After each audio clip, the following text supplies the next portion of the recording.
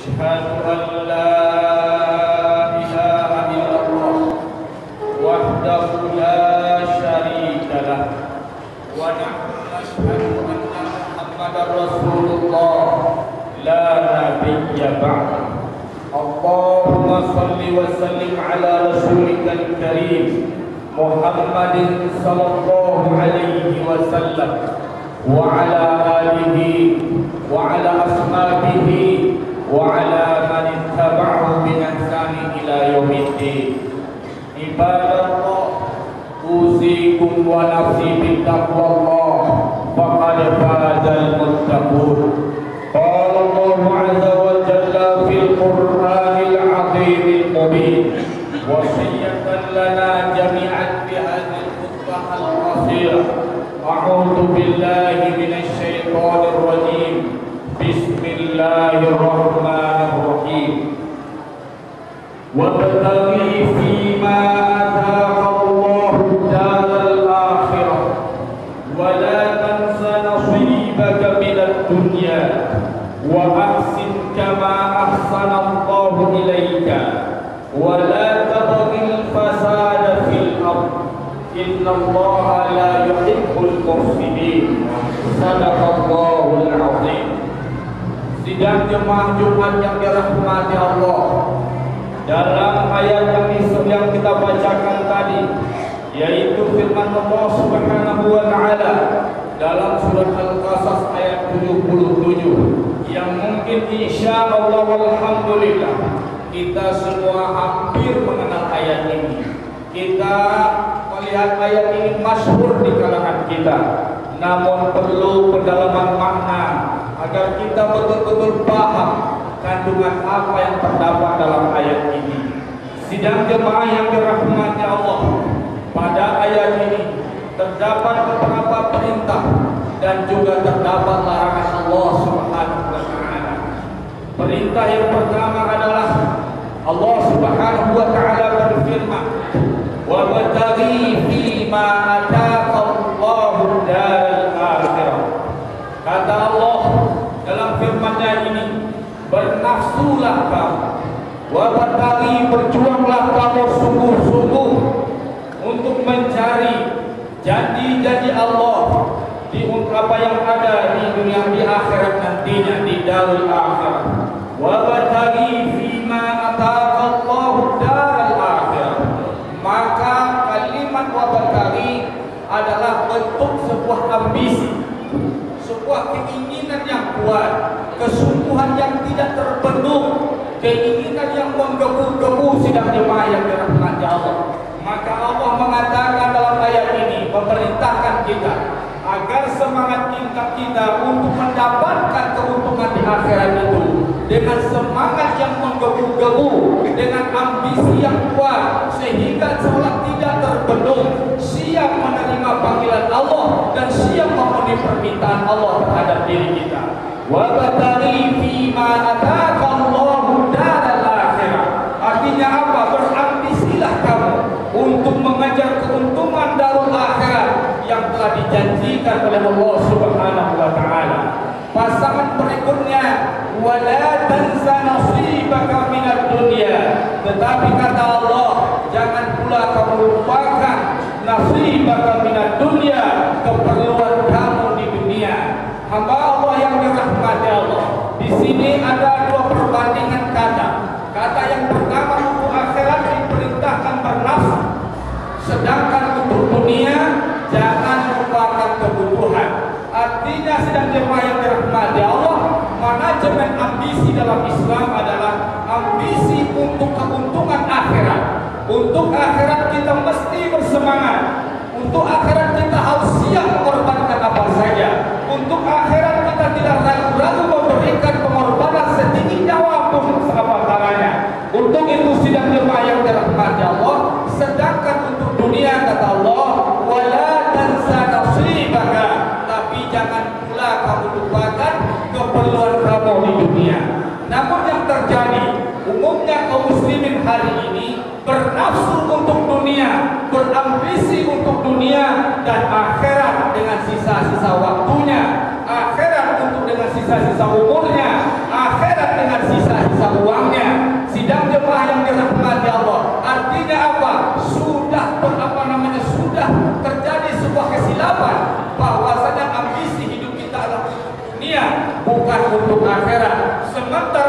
ayat ini disuruh oleh Allah berambisi untuk akhirat, bukan untuk dunia. Kenapa? Karena umur kita lebih panjang di akhirat daripada di dunia. Kemudian nasib kita lebih berbahaya di akhirat daripada di dunia.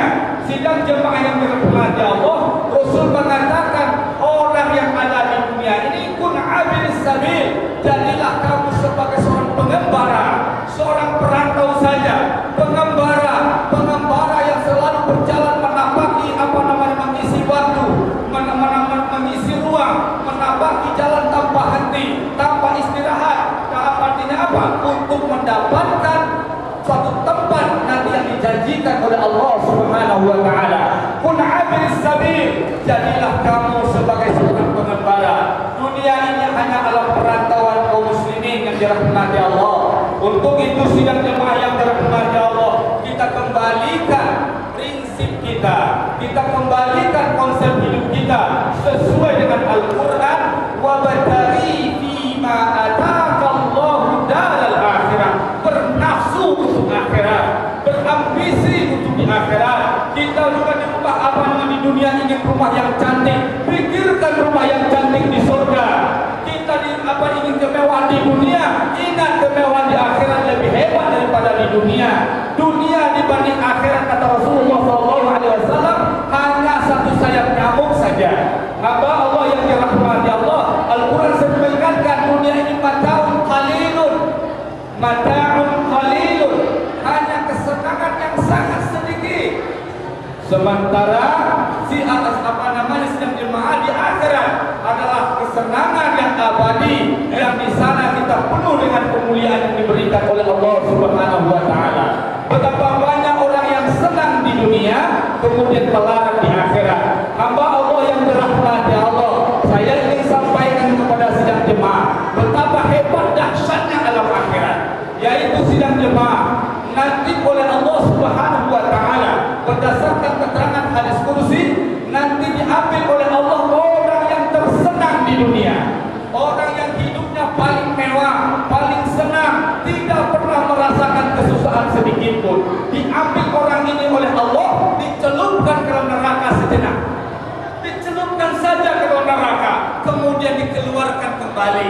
Sidang jemaah ditanya oleh Allah, wahai fulan, adakah engkau merasakan kenikmatan hidup selama ini? Padahal dia ini semasa di dunia tidak pernah bersinggungan dengan kesusahan, selamanya senang, mewah, semuanya sudah sudah dikabar, sudah mungkin anak seorang raja dan yang lainnya, wallahu a'lam. Tetapi dia orang yang tidak pernah bersentuhan dengan kesusahan, dicelupkan ke dalam neraka, dicabut oleh Allah, ditanya, hai fulan, pernahkah aku merasakan senang seumur hidup kau? Dijawab, ya Allah, saya tidak pernah merasakan kesenangan. Ya Allah, saya selama ini menderita saja, ya Allah. Artinya apa kaum muslimin? Satu celupan ke dalam neraka, sesaat hitungan detik ke dalam neraka, hilang semua kenikmatan dunia. Semua kenikmatan dunia hilang. Tidak berarti tumpukan kekayaan, tidak berarti semua yang kita dapat, servis dari Allah, semuanya sudah tidak berarti. Satu celupan ke neraka. Bagaimana kalau kita ditetapkan khalidina finnar, abadi dalam neraka? Ini dahsyat sidang jemaah. Tidak berarti kekayaan jika seandainya berakhir di dalam neraka nantinya. Hamba Allah kemudian dicari juga oleh Allah orang yang paling susah selama hidupnya, tidak pernah merasakan senang, tetapi dia seorang mukmin sejati yang menjaga halal dan haram, menjaga tauhidnya, berjuang di jalan Allah.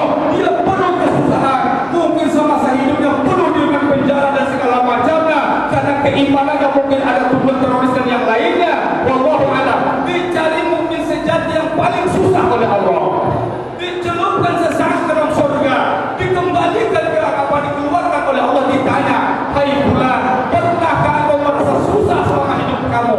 Dikatakan tidak pernah, ya Allah, selamanya saya di alam keindahan, kesenangan, dan tidak pernah merasakan susah, ya Allah. Artinya apa sidang jemaah? Satu saat, satu detik masuk surga, hilang semua kesusahan di dunia. Sedahsyat apapun pahitnya hidup di dunia ini, sidang jemaah, maka penting bagi kita wabtaghi fima ataka Allahu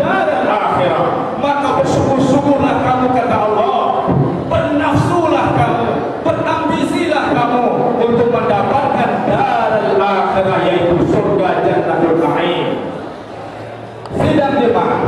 Wala tansa nasibaka minad dunya. Juga tidak juga kita melupakan dunia. Kita tidak mengharapkan dunia. Tapi kalaupun kita punya dunia, kita punya kekuasaan dunia, jadikanlah itu sebagai wasilah, jadikan itu sebagai sarana untuk mendekatkan diri kepada Allah Subhanahu wa taala. Kekayaan kita untuk akhirat, hidup kita untuk akhirat, kehebatan juga untuk akhirat dan yang lainnya. Kemudian sidang jemaah, wasiat berikutnya dalam ayat ini, wa ahsin kama ahsanallahu ilaik. Kata Allah, perbaiki sikap kamu kepada Allah sebagaimana Allah telah berbaik kepada kamu. Berbaik-baiklah kamu kepada Allah. Jangan asal-asalan. Segan sama Allah. Kita ketika diundang ke pesta perkawinan, kita lihat segan kita mengisi amplop 100.000 kalau orang ini. Kalau Pak Bupati yang mengundang kita, segan kita mengisi amplopnya 100.000. Padahal Pak Bupatinya kaya. Tapi kalau orang miskin yang mengundang kita, cukuplah 10.000. Sidang jemaah, bagaimana berbaik kepada Allah, malu juga kalau ada jangan infak fisabilillah lewat di hadapan kita. Pembangunan masjid, gerakan dakwah segala macam, malu juga kita ngisi 5.000. Sidang jemaah yang dirahmati Allah, perbaiki, mantapkan, sempurnakan kita dalam merespon keinginan Allah. Kalau orang mengundang kita ke pesta perkawinan, malu kita mengisi amplop sedikit, tapi Allah meminta undangan kita setiap Jumat, tidak malu memberi uang sedikit. Ini salah satu contoh saja. Jika berinfak, perbaiki infak. Jika sholat, perbaiki sholat sesempurna mungkin. Jika membela Islam, bela Islam di mati-matian sesempurna mungkin. Jangan tanggung-tanggung sidang jemaah yang dirahmati Allah. Untuk itu sidang jemaah yang dirahmati Allah, mesti kita kita perbaiki lagi, kita muhasabah bahwasanya kita ingin kebaikan di akhirat. Saya tantang kita semua, tidak satu pun di antara kita yang berani menantang neraka. Dan semua kita berharap masuk surga. Tapi kita menghargai surga itu dengan uang 5.000, 10.000. Apa tidak malu? Kita mengharap surga, sholat tidak sempurna. Kita mengharap surga, tauhid bercampur syirik. Kita mengharap surga, Islam tidak paham dengan sempurna. Bagaimana ini? Sampai ibadah tertinggi itu jihad fisabilillah kita anggap teroris. Mana kita? Baca gak surat Al-Anfal? Baca gak surat At-Taubah? Baca gak surat Al-Ma'idah? Bicara hukum, kita masih percaya kepada hukum selain hukum Allah. Tidak baca Quran. Jadi bagaimana mengharap surga? Saya juga tidak paham sidang jemaah. Ini perlu diperbaiki kembali. Kalau hanya sholat, Islam ini hanya sholat saja, saya rasa 5 lembar Quran cukup. Cukup 5 lembar Quran. Kalau Islam tanpa hukum, kalau Islam tanpa syariat, ayat apa yang banyak dalam Al-Quran sampai Al-Quran setebal ini, yaitu syariat, hukum. Bapak kita akan paham sidang jemaah. Maka kata Allah, wa ahsin kama ahsanallahu ilaik. Perbaikilah cara kamu, sikap kamu kepada Allah sebagaimana Allah telah baik kepada kamu. Sejak alam rahim, orang tua kita belum tahu siapa kita dalam rahim, Allah yang jaga. Dititipkan 2 malaikat menjaganya. Perkembangan janin dilaporkan kepada Allah. Kemudian kita lahir, dititipkan lagi 2 malaikat. Kita tidur dijaga malaikat. Coba cari berita, adakah orang tidur di hutan dimakan ular sedang tidur? Tidak pernah. Ada nggak binatang buas memakan orang sedang tidur?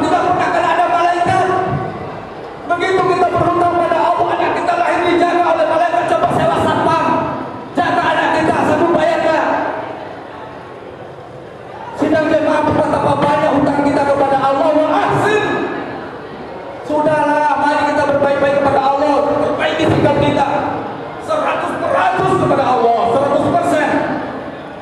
Wala tabghil fasada fil ardh. Wasiat yang keempat dalam ayat ini. Jangan kamu suka bikin kerusakan di muka bumi. Hobi narkoba, judi, menghina Islam, bikin maksiat. Sudahlah, semua orang kebal sudah mati. Nggak ada orang kebal mati. Kita orang baga sudah banyak yang mati. Kalau ada orang baga, lapor sama saya kirim ke Palestina. Ada yang baga.